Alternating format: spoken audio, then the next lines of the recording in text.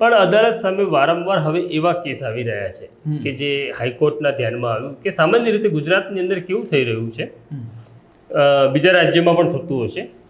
કે કોઈ છોકરો વિદેશમાં છે, હવે અહીંયા એક છોકરી જોઈ અને એ છોકરી સાથે એને હવે વિદેશ જવું છે લગ્ન કરીને,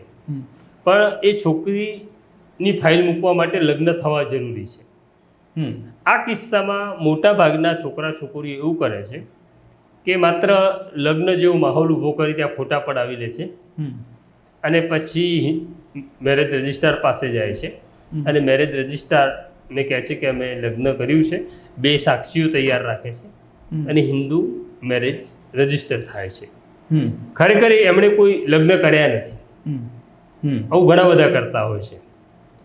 કારણ કે એ વિદેશ જવા માટેની જે ફાઇલ મૂકવાની છે એની તૈયારીના ભાગ રૂપિયા થતું હોય છે.